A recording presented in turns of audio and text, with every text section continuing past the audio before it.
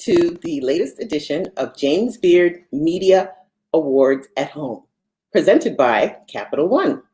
How's everybody doing? I hope everybody's staying safe and healthy. If this is your first time to the series, I just want to tell you a little bit about it. JBF started this series as a way to honor our media award winners. As you know, lots of big events were canceled because of COVID-19, including the annual James Beard Award ceremonies. We announced the winners online in the spring, but we wanted to do a little bit more. So we've invited them back so that we can showcase and celebrate their work one more time.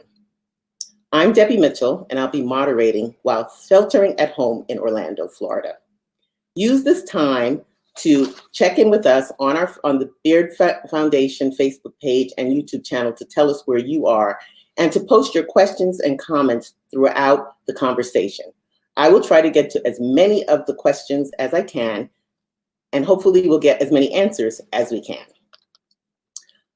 I have been on the James Beard Broadcast Media Award Committee for almost 10 years. During that time, I've seen a lot of change, and all for the good. I'm an Emmy-nominated television producer by profession, right now working in the digital space producing virtual events such as these. I've seen a lot of change in the media in all the different genres, news, daytime, and food media. Today we're going to talk about how representation in the food media needs to change. But first, let's get to our guests. Pati Jinich is the host of Pati's Mexican Table. Hi, Pati. Hey, Debbie. So good to see you here. Good to see you. Thank you so much for inviting me in. Oh, absolutely. I'll be right back. Okay. Marc Fennell is the host and producer of the podcast, It Burns. Hi, Marc. Hello. How are you? I'm fine. And Amanda Clute is editor-in-chief of one of the most recognizable food and dining network sites around, Eater. Hi, Amanda. Hi. Thanks for having me. Oh, absolutely. I'm going to get back to all of you in a little while, but I'm first going to start the conversation with Pati. Okay? Pati? Hey. Hi. So you won, is it your third James Beard Award? Congratulations. Which is like unbelievable. Oh. Unbelievable. Yeah. Oh Thank my God. you so much. You are so welcome. You're so welcome. You're obviously hitting a note with the viewers and our judges. So I remember when I first saw, when did you first submit? Oh my gosh. I think it was 2011, Debbie. Yeah, 2011? Okay, so 12 maybe? Yeah. Okay, so that's when we first saw you. Yeah, because that's when I started. And it was such a nice breath of fresh air. So tell me a little bit about Pati's Mexican Table, the premise of the show. Mm-hmm. Of course. Okay, so Pati's Mexican Table, I started kind of as a rebel because there wasn't any Mexican in the US who was showcasing or portraying Mexicans, Mexican food, Mexican cuisine. And when I started, I really wanted to break myths and preconceptions about who we Mexicans are, what we eat, what our culture is. And I wanted to help build bridges between the US and Mexico, between the Mexican communities in the US and Mexico, and, you know, for people here to understand their neighbor better. Mm-hmm. And when I started trying to do these, I kept getting asked to do things that weren't Mexican. I kept being asked to do, you know, a Latin show about pan-Latin food. Mm. I kept getting asked to like change my accent and take classes because people thought that my accent was too heavy, that I was too Mexican, that my food was too Mexican, too ethnic. And I kept being pushed to do many things and go on different routes than what I felt I was going to be proud about. In the future. And for me, good, authentic, transparent content with a mission has always been my goal. So I took the most difficult route and started. It paid off. Yeah, Pati's Mexican Table. Yeah, there were. I mean, it's every year. Of course, it's every season is as difficult to pull together as the last one. But the first one and the second one were, of course, like many times I thought I was just going to have to just drop the towel because it was so many obstacles. People ask me, if you knew what you know now, would you do it again? And I always say, Debbie, I'm so happy that I didn't know all the obstacles that I was going to meet and all of the challenges that I was going to face. I had many ideas, but they just kept hitting me in the face. Mm-hmm. But if I had known, I would have been frozen on my tracks and I wouldn't have known how to go about it. So I'm kind of grateful that I was so incredibly enthusiastic about my mission and what I wanted to do. And I wanted to build this platform for others to share who we are. Yeah.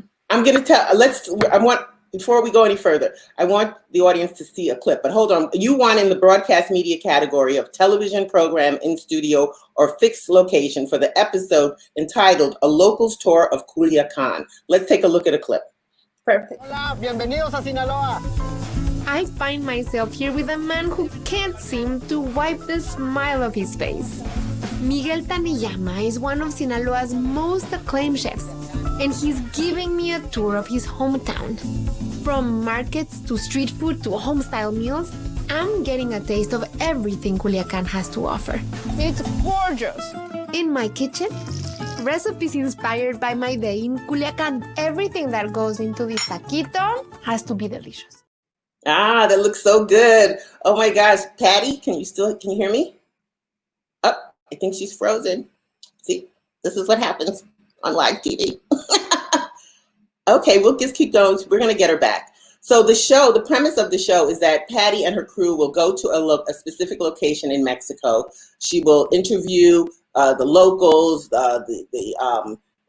get a history of the area, taste a couple of different meals, and then come back to her kitchen and prepare different meals from that area. So I was just telling them, Pati, the premise of the show, how it works, that you go to the location and then you come back into the studio and you prepare the food. So tell me why you chose Culiacan.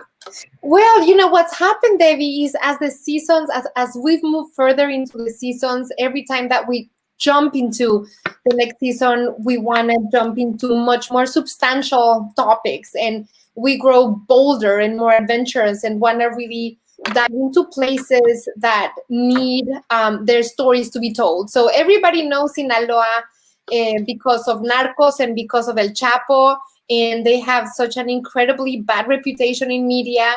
But Mm-hmm. Sinaloa is a state that mostly gives and gives and gives and grows most of the food and produce that's not only eaten in the rest of Mexico, but exported to the US.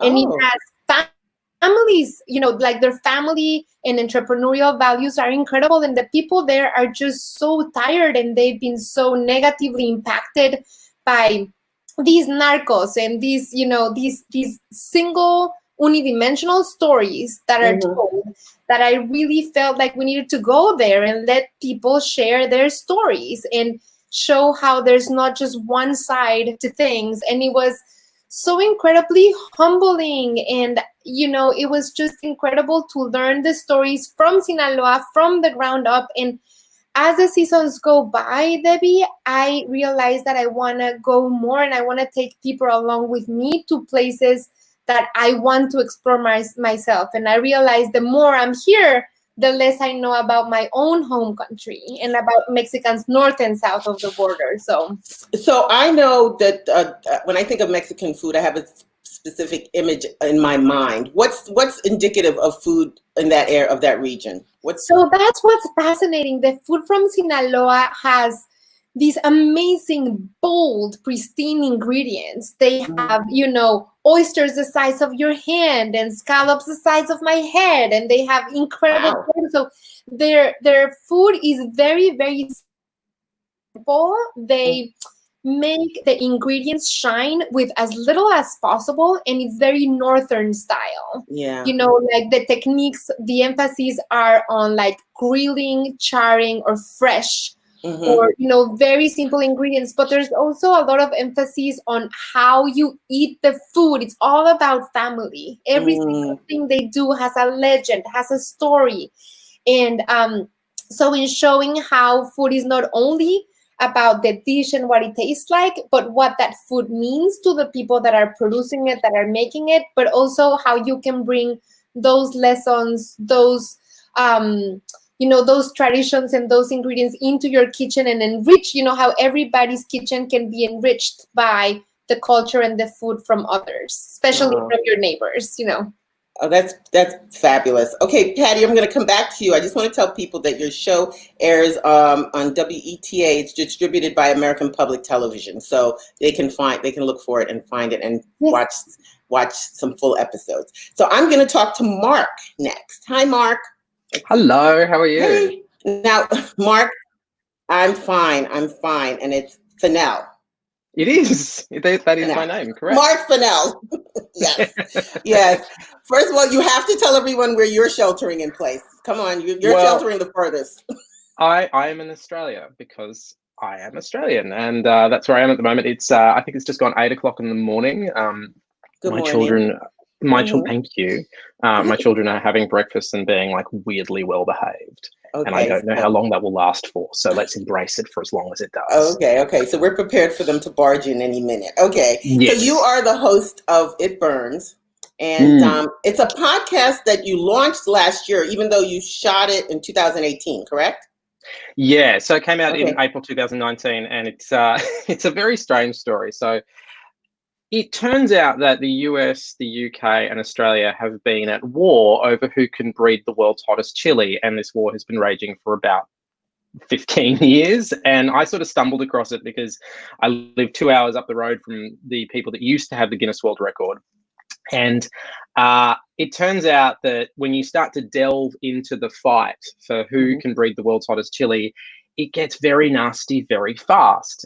There was accusations of cheating. There was death threats. There was accusations of dodgy laboratory. Yeah, and I think the moment I sort of worked that out, the conclusion I made was, well, the where I landed was why. Why is it that people get so obsessive about this? And also, I mean, these chilies, I mean, I don't know if you've had any of them, but they're so hot that they almost cease to have any flavor, some of them. At the root. Okay. I know he'll come back. I do like heat. I like pepper, but that's a little too hot. Oh, here he is. Okay. Yeah, I'm back. Hey. I was interested in pain, basically. That sounds creepy, actually, when you take it out of context. But we should let everyone know that you are a chili head. That is what you are known as. Okay. Apparently, yeah, I am now. I didn't intend to be, but I'd always eaten chili as a kid. My mum's Indian, from Singapore. This is me demonstrating my love of chilies in Arizona, and I was always raised on chili. My mum and I used to have chili offs when we were kids. And what is a chili off?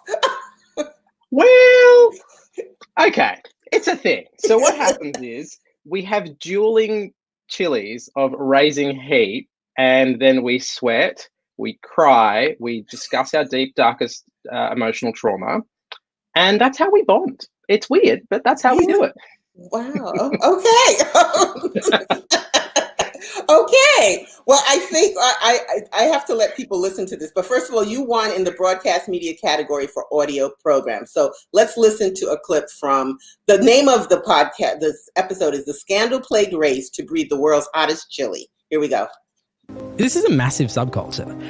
Every weekend, somewhere in the world, there is a chili festival just like this. And on YouTube, there are thousands of videos viewed millions of times of people blowing their brains out with these peppers. And that group of contestants over there, huddled in the rain, they don't know what they're up against. They don't really realize how hot these peppers are. And then on top of that, you're putting level after level. That capsaicin just keeps building up in their mouth. It's a lot more than any of them have ever realized, and it hits them pretty quick. Wow. That was one of the strangest days of my broadcasting life. I stood in the middle of the tail end of a tropical storm in Arizona while these people were just, there I am now, and people had water drenched down them while they were competing for I think they were competing for $200. Oh my And that God. obsession fascinates me so much. Why would you put yourself through that amount of pain in order to win such a small amount of money in the middle of a tropical storm? And then, of course, I had to ask myself the question of holding up this microphone and being like, yes, but why am I here? Like, what life choices have brought me to this moment? But you were participating as you were shooting. You were even participating. So that's a little. I'm not very smart, and that's what happens. Sometimes you just do really dumb things when you're a broadcaster, and look, it was interesting though, because it also had like a personal component to me as well, because I feel like I've always had an unusual relationship with food, as in I probably eat too much of it. And yeah, I think one of the interesting things that came out of the series that I didn't really expect to explore was that relationship I had with food. And I think that what's interesting about podcast as a medium is it sort of invites you to be a bit vulnerable. It invites you to share something of yourself and allow people to buy into it. And I think what's been, for me, as the series has come out, has been really amazing is, getting emails from people all around the world, particularly I will say the US, saying that vulnerability. Oh, okay. It's a 5-part series. And I know Mark's going to come back any minute, but it's a 5-part series. You can listen to it on Audible, and it's fascinating because people do like you said, the strangest things to get this high from eating hot peppers. So, okay, we're going to come back to Mark in a little while. Amanda, are you there? You're up next. Okay. Hey, Amanda. Hey. So, Amanda Klug, nice to see you. And again, congratulations. Thank you. Eater is no stranger to James Beard Awards. But this is the first time a video has won. Yes. And you are not the producer, but you tell us a little bit about your team who actually produced the series. Sure. So the producers behind our winning series called Handmade, it's Carla Francescuti and Murillo Ferreira.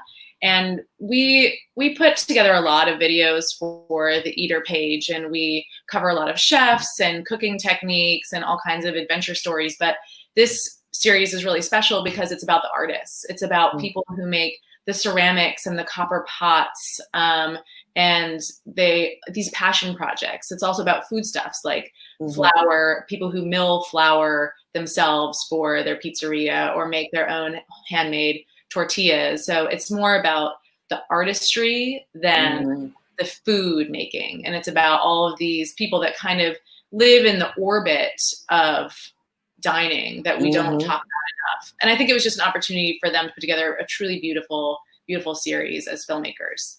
It is beautiful. Both are beautiful. So there were two parts to the 2 different videos to this Handmade series. There's How a Ceramics Master Makes Plates for Michelin-starred Restaurants. That's the one we're going to show in a little while. And you also had How Knives Are Made for New York's Best Restaurants. So for the ceramics piece, you actually you met the gentleman who made the plates for the restaurant Nomad. And it turns out that the plates, the ceramics, are just as important part of the experience of food as the food itself. So let's take a look at that clip.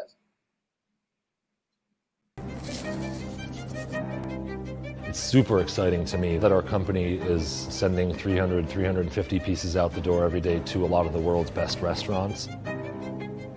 Lots in the US, Canada, South America, in Europe, we're in Australia, in the Middle East now. Occasionally I'll try to figure out how many people eat off my plates every day. Quite a few.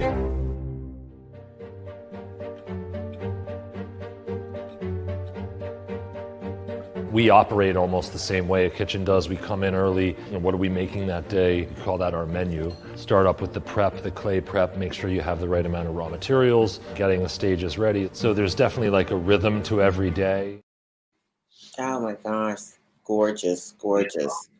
The knives, how knives are made. I think we have a couple of photographs from that particular one, but I'm obsessed with knives lately. Being at home, cooking a whole lot more during this pandemic, my knife is very important. I didn't realize how important. And so, to just hear the maker talk about what goes into, the weight of a knife and the right knife for the right piece of food that you're cooking. And it was just really beautiful. And I need to go out and get some knives. But that was great. So what are some of the other handmade videos that you all have done? Well, it's an ongoing series. So one of my favorites was about copper pots and seeing the physical labor that goes into making a really beautiful handmade copper pot. Right now, our team is in upstate New York. They're filming with a glass blower, and they're also filming a segment on making cast iron pans. So there's just all these craftsmen out there that I often forget about just as I'm cooking at home. There are beautiful products that that artists make, and they love food and they love the food world, but they're not necessarily the people we always focus on. Oh, well, again, congratulations. And just so everyone knows, this series, Handmade, won in the broadcast media category for online video and on location. So if you want to see more of their videos, go to the Eater or YouTube channels and you can watch them there. Thank you. So thank you. You are so welcome. So we're going to be circling back. First of all, I want to encourage people to send in questions, any questions or comments that you have for either Amanda, Mark, or Pati, and I will ask them as many as I can before we move on. Let's see. We don't have any questions yet, so I'm going to keep the conversation moving, and we're going to talk a little bit about what's going on in the world of food media. So this pandemic has brought a lot of things, a lot of topics, subjects, concerns to the forefront. And it's good. It's good. Conversations need to be had. And one of the conversations that we're revisiting, because it's not a new conversation, we're revisiting it. So it's representation in food media. First of all, let's define food media. And I'm gonna go to you, Amanda, because as editor-in-chief of Eater, food media, what does that mean? Well, I think now it's so broad. When I started in this business probably 15 years ago, it meant very strictly newspaper sections and big glossy magazines and some food shows here and there, maybe Top Chef, maybe PBS. And now I think it means so much. There are independent newsletters where I get my information. There are Instagram accounts I follow for my news and food. There are so many podcasts and so many great TV shows now on Netflix and Hulu and all the other channels. I think so the world of food media has exploded. At the same time, there's kind of a crisis going on where these local food sections and newspapers they're kind of retracting because the business model for traditional media isn't really holding up. It's crumbling. So it's interesting to think about what food media is because there's so much shifting all the time. Okay. Mark, do you want to elaborate? No, I was going to say, I mean, obviously I agree with all that, but I think one of the things that is interesting though is that you are getting sorts of shows that you just weren't able to make in the past. And I think actually one of the things I love about Handmade is shining a light on something that even 10, 15 years ago, there wouldn't actually have been a space to do that sort of stuff, certainly not as beautifully made as Eater have made it. And I think one of the things I guess I'm going to take as encouragement is that because there's so much interest in food in the digital space, there are all these opportunities to look at it from different angles. And, one of the things I've tried to do with It Burns and with the new series I've done for Audible, Nut Jobs, is like, can you look at food from a different angle, and can you make people think about food differently by telling the story of the humans that are attached to it? And I think it's funny when we first came up with the idea for it, and so many people said, but you have to do it on TV because you want to see people with their sweat rolling down their face. And I actually took it as a challenge to see if can you create that sense of heat with sound. And I think there's all sorts of interesting challenges and opportunities that have come with all these different new forms of telling stories. And I guess it's not to minimize the problems that are being had in the industry, of which there are many, but I think there are opportunities that come with that as well. So let's talk, I'm going to ask Pati about this, the lack of diverse people and voices in the food media space. What have you seen change? You talked a little bit about it in the beginning, but what changes have you seen and what can we do differently? Yeah, I mean, so much to be done, Debbie. I think since the time that I started, I switched careers from being a political analyst to a cook about 12, 13 years ago. And just like Amanda was saying 12, 15 years ago, food media was seen as mostly the glossy magazines or the recipes or the very instructional videos, episodes. Now, using the really noble lens of the kitchen and of food, food media has become a language where you can communicate absolutely everything and every theme through the lens of food. And I think this opens like a radical, incredibly powerful tool for inclusion, for diversity, for sharing stories that are very difficult to share in other places and in other ways.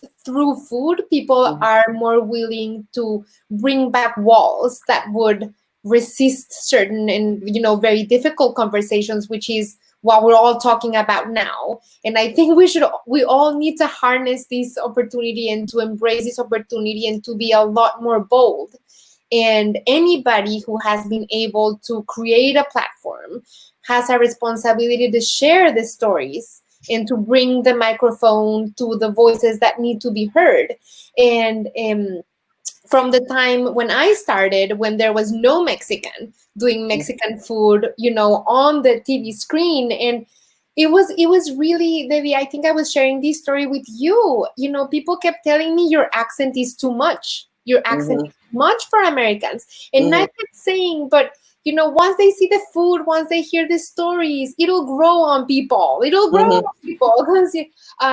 Or the looks, or what the stereotypes are, or Mexican food is too ethnic. We can take much of that. And I think a lot of what the media was doing, as Amanda, was saying, it has to do, of course, with the business models of the networks and the magazines and, the radio networks, etc. I think now, all of these models are being challenged in a great way. But I think there's that opening, and I think instead of people shying away, I think everybody wanted to please what can America tolerate? What can people digest? And I find that I always push the button with, I'm not changing my accent. I am going to Mexico. I am going into the country. We are doing these stories with these people that don't even speak English. I used to translate everything for the camera when we first started this series.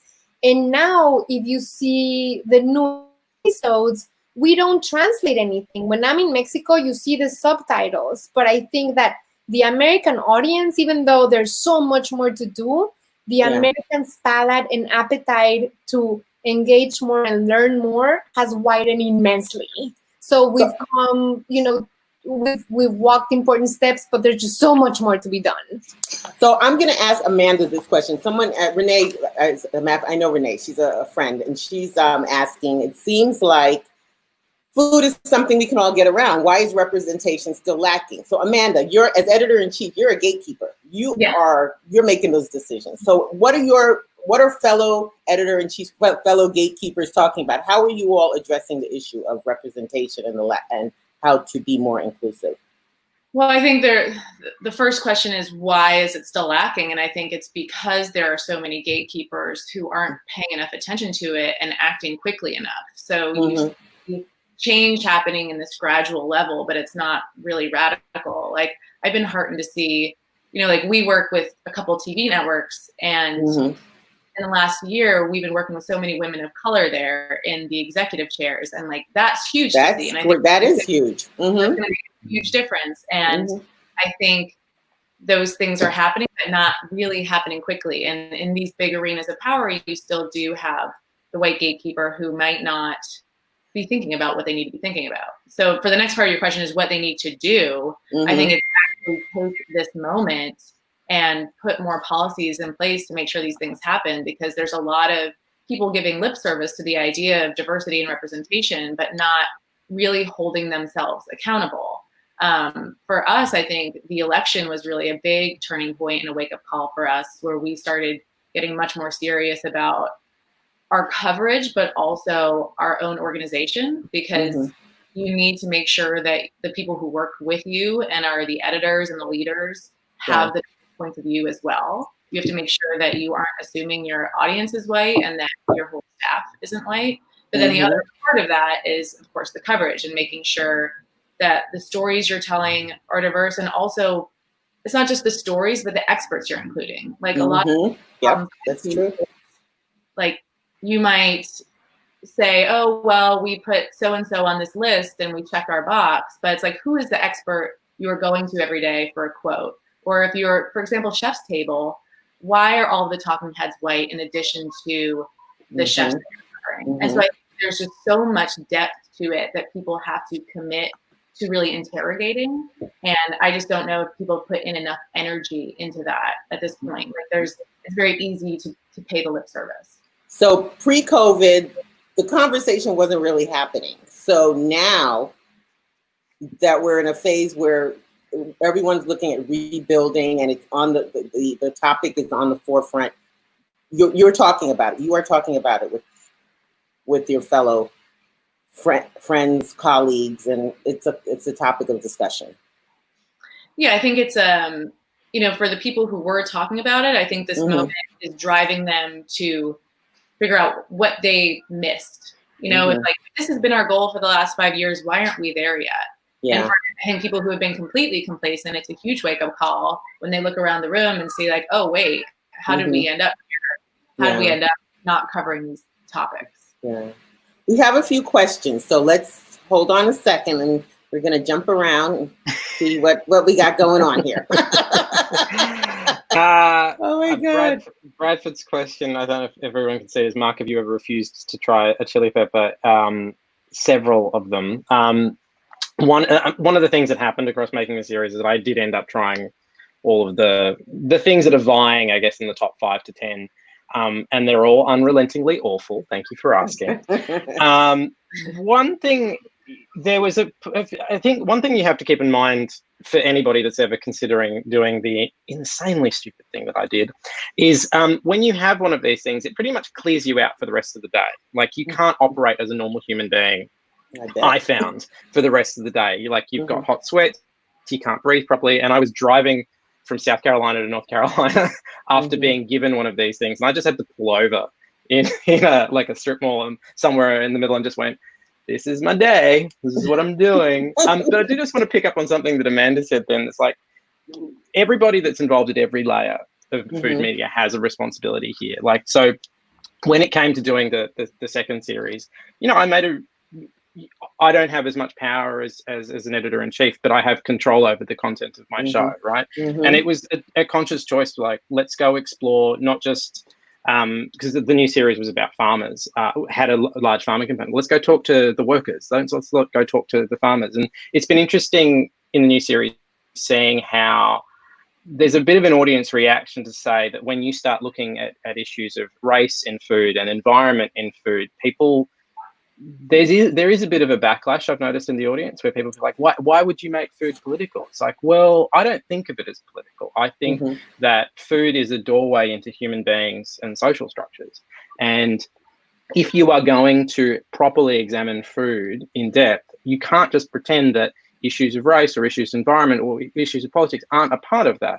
And I think there's something of a maturing, I think, in people's attitude to what food media can be, because I view it as a doorway. I mean, obviously there's great food focusing on the creation of, great media focusing on the creation of food, but I also think what's really exciting is, can you use food as a stepping stone into bigger worlds? And I think there's incredible narrative power in food to do that. And it's interesting seeing how people are reacting to that, I guess, as that matures in so many different areas. Okay. Pati, do you want to say something? Yeah, that's a great question. Okay, so how do we decide where to go in Mexico and where to eat once we're there? Okay. So Pati's Mexican Table started with my wanting to share the Mexico that I missed and that I hankered for and that I was nostalgic for. So I started going back to my hometown, Mexico City, and the places that I knew and the foods that I knew, because I wanted to share what I knew with people here saying, you don't know all about these, let me share. But as the seasons have moved on, I want to go to places I've never been to. I want to learn about topics and people and regional cuisines that I don't know anything about. So for me, that's become even more fascinating when I take my audience along with me to learn new things that are new things for me and for my team. I find that is the most exciting for my team and my production team. And me as a person, I find that the more I can humble myself, the more fascinated I am, and the bigger I feel that I have a mission and a role. And so the last season we went, we were filming in Sonora right before COVID hit. And that is a place in northern Mexico, neighbors to Arizona, a place that I had never been to, a place that I thought I would never get to go to. And just the stories, the people, the food, I mean, so incredibly fascinating. So where do I go next? I go to a place that I know the least about. I started sharing the places that I knew the most about because I felt stronger there. But the more we grow, the more I want to go to places that I know nothing about. And how do we decide where to eat? It's just a lot of word of mouth, a lot of research about what, the ingredients are of the region. And we don't want to just go and sit down in restaurants. We want to go to people's homes. We want to go and eat whatever the oyster farmer is eating. We want to do real and raw. And that is what is the most fascinating. So I guess we're drawn to the more unknown than the known. And going back a little bit to the theme about the power of food, and food media, Debbie, I mean, I really feel that people in food media and in the food world, really, we have no excuse in jumping into more substantial themes because food lets you, and the kitchen allows you, and it is a noble place that really allows for conversation and for deeper and more difficult conversations to happen. So I feel that if you decide to be in food media, there's certain responsibility attached to it. Yeah. I agree 100%. Amanda's asking, there's a question for Amanda. What are the best knives and can they be purchased by the public? I don't know if you can answer that question, but I pulled this up just for this question. For that knife episode, it featured Will Griffin of Griffin Blade Works in New York City. So that's the person who hand forges the knives for a lot of New York's best restaurants. So I think you can look him up and see what the rates are and if he'll do something for the general public. Okay, thank you so much. I would like each of you to give me one suggestion of what you think can be done, an actual call to action that can be done at this critical time as we work to rebuild the culinary industry. I think there needs to be radical change in every platform, every network, be it commercial or public. They need to have like a set mandate that has a certain percentage of funds, of space that will go for inclusion and diversity and those voices that need to be heard. So I think it really has to be structural change. And as Amanda and Marc were saying, like, this is a time where there's a lot of lip service is happening, and there just needs to be a commitment from the boards, from the people that direct, from the gatekeepers, in saying, it's not a matter of just learning it and listening. It's a matter of really self-introspection, about the organizations and the institutions, and research, like deep down into the history of the place that you habit. Like for me, it's public TV. That's my field. That's where I am. That's where my series is, and I'm committed to doing more and more content that goes along those lines. So I think it's not just about listening and learning. It's about enacting and doing. Good point. Very quick. What about you? Oh my gosh, someone just said that they like my accent, and I have to say I am so grateful when I hear that, because so many doors closed on me because of my accent, and I feel that it's something that makes me proud many years later, that I never gave into, and it's actually the thing that my kids make the most fun Me about it. Well, that's what kids do. I adore it. They're there to harass you. So. These are family fun. So yeah. I mock their Spanish, by the way. So, Mark, what's one call to action that you would I think would ask for? I guess from my standpoint, it comes down to talent development. I think sometimes the job of getting more diverse voices in any kind of media is making sure that there is a pipeline of talent and that talent feels supported as they're coming through. So it's about picking out people who have an interesting voice, who maybe one of the sort of conversations I get into a lot, because I work with a not-for-profit about media diversity here in Australia, and one of the biggest issues we find is that young journalists coming through, often they get bounced out of hostile work environments pretty quickly and they go do something else. And what I've sort of realized, it's not enough to kind of create positions for people or to give people a commission. They've also got to be supported and have their voice invested in. And when I say invest in their voice, it's about investing in their perspective, because that's really the important thing. That's your end game. Your end game is to have a food media, and indeed a media in general, that is accommodating of different worldviews, because people have had different life experiences, and that actually enriches us all. Mm-hmm. Sounds great in theory, but in practice, what it's about is about making sure that, particularly when you're recruiting younger voices or newer voices or voices that are marginalized, it's making sure that you don't just give them an opportunity, you support them and you develop them so that they can become the next stars of whatever, mm-hmm. or the next, incredible columnist or TV show host or podcast host. It's about making sure that they, an environment that has traditionally been so hostile to so many marginalized voices, you are actually dealing with the environment as well as creating the opportunities. Does that make sense? Yeah. I see what you're saying. Amanda's nodding, so I think she. Okay, are good. you agreeing? Are you agreeing with that? What my call to action would be, it's kind of like in the weeds and boring unless you really run a big team, but like really looking at the recruiting process and, to Mark's point, the retention process. If you, like, I have so many hiring managers, not just with me, but in any industry, saying, well, the pipeline isn't there. It's like, you're not looking. You are not talking to the right people in the right network. Exactly. You have to do the work. You have to do the research. The job, and we feel like square one, and it's because we haven't been doing the work every day to build those connections and go to conferences and get coffee with the right people. Now we're starting from a handicap space. If we're not ready. So we should be ready every time we have a job opening or every time we have a column opening to be like, oh, of course, I know. I already know.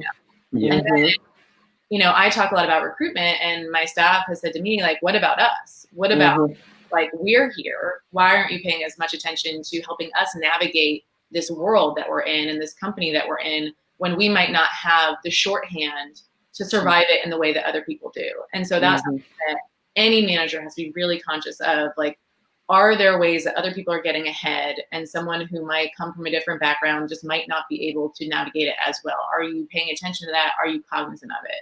And just be very intentional about the people that you already did take the time to recruit to make sure. And I think Debbie. Oh, sorry. Yes. Sorry, Pati. We can hear you. Sorry, Amanda. No. Oh, she's frozen. Oh no. Continue, Amanda. I'm sorry. No, that was it. It's just that was it. Okay. Retention, and then you can work on the coverage. I think the thing is that so much of that work it's quiet and it's private, and you don't get to boast about it, but you just have to do it if you really want to see change on the other side. That's such a good point, though. Oh, sorry, I was just going to say, it's such a good point, though, about the boasting, because there's so much, I guess, lip service, and there's so many companies that love to talk about how diverse and inclusive they are, but then you actually talk to the people that work there and hey, their experiences, and like, just because they have a nice group photo and everybody's a different color doesn't actually mean the experience of those people that work in those environments is any less hostile. And I think it's the really unsexy behind the scenes work of making sure your work culture, your commissioning culture is actually inclusive, that you can't boast about, and you, in some ways, you shouldn't be able to boast about, because it shouldn't have to be a thing that you boast about. I think that's the hard work that needs to be done, and as a result, often doesn't get talked about nearly enough. But we have Pati back. We are, you know what? 45 minutes has flown by. So time is going. I want to ask a couple of more questions, and we're going to wrap it up. The shows, this is an interesting question for Amanda. I don't know if you can answer, but someone on YouTube is asking, is it possible gatekeepers don't even know what they're gatekeeping? I'm probably, yes, absolutely. I think people like to point the finger at others and might not be interrogating their own role in this because they might not be the big boss or the executive at a TV studio. But Mark's point earlier, everybody has a role to play if you are creating food media or if you do have any kind of connections or stories that you can tell. So I think there are probably a lot of people that don't even think about the role that they're playing. Okay. Pati, you had something you wanted to say that when you froze. Yeah. So yeah, what did you want to say? I was just looking at that question that you just asked. Okay. And I was going to say that I think that is one of the most important things, that many people are just used to working in the same way every day and not questioning, which is what we were saying about researching. And I think that the hardest thing is to do work that you're not going to boast about and that people can't compliment, but it's work that you need to do on a daily basis. Or, when people ask me about, where I stand on political issues, like when Trump announced that he was going to build the wall, I kept telling people, if you look at my work and you look at the seasons and you look at the episodes, you can see what I think about Mexicans, I'm that says it all. Because you don't jump and scream, because I think, when a lot of these situations happen, there's people that want to be loud and scream, and there's people that choose to work every day on a mission, on content, and you can do both as well. But I think not doing whatever it is just to get the attention. I don't have much respect for that, Well, I think it's important to, but I just think that the people that just jump on the opportunity just now, but then pay lip service to it, do anything about it, I just think it has to be a constant, even if people don't get the acknowledgement. It's a good point. That's a good point, Pati.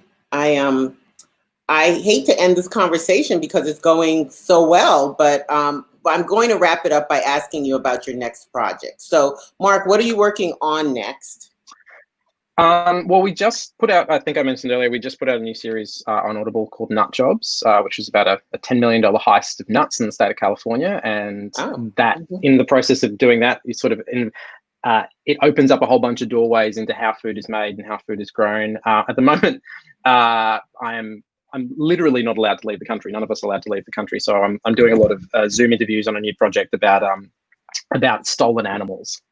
That's about all I can say. Okay, that's a good teaser. That's weird jobs. Yeah, that's a good teaser. Pati, what are you working on next?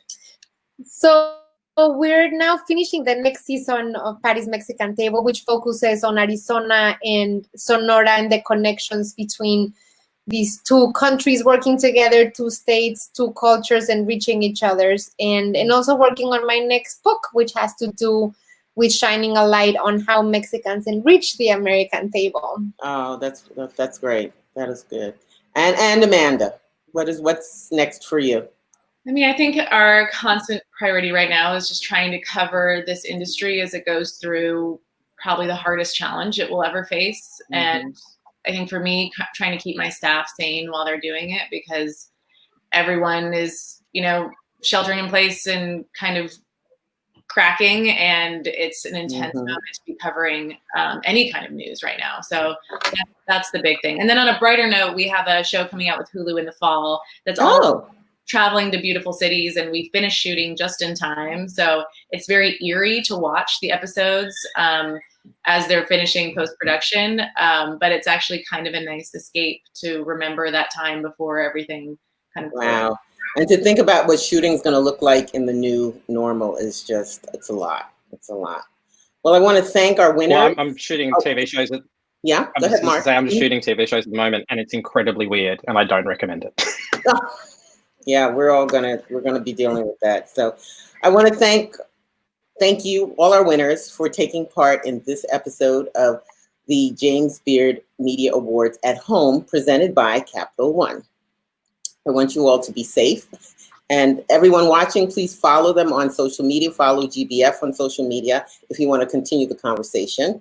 In the meantime, I want to stay home, stay safe, and join us on July 29th for our next discussion. Anyway, be good. Talk to you later. Thank you, Debbie. All right. Bye. Bye.